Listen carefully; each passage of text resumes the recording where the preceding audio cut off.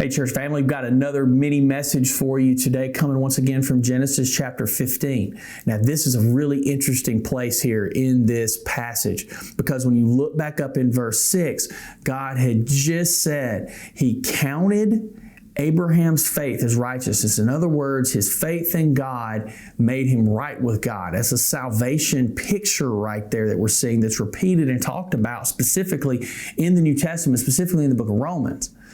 But when I go down to the next couple of verses, interesting things happen. Listen to verse 7.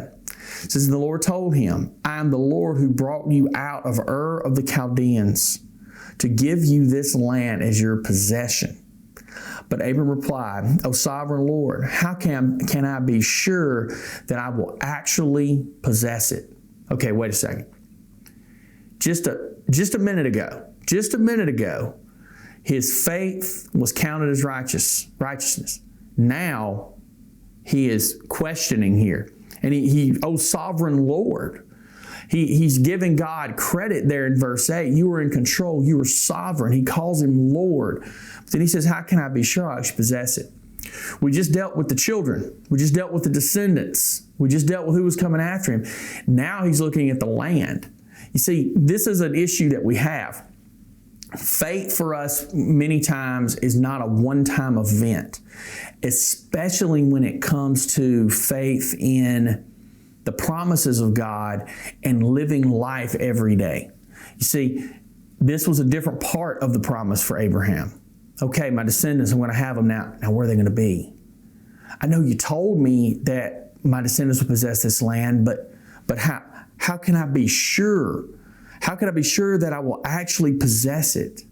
Abraham never would actually possess it. He's speaking here about those descendants because he saw them as being part of himself moving forward. So here he was a couple of minutes ago. Lord, I believe. And now here he is struggling. You're going to deal with that. You're going to have days when it seems like you just are struggling to trust God.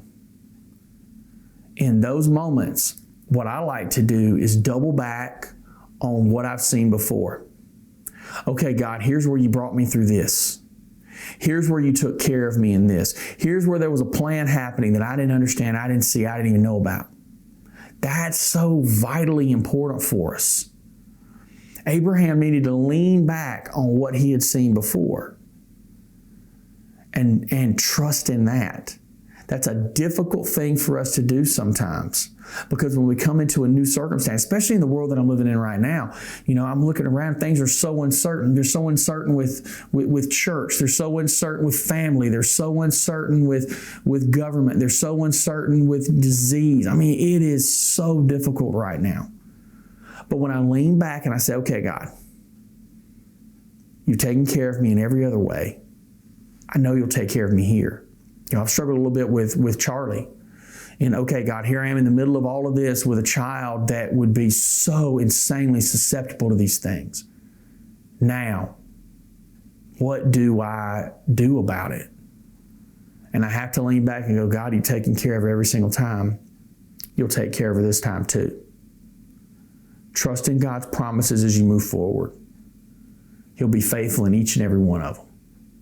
Be blessed. See you soon.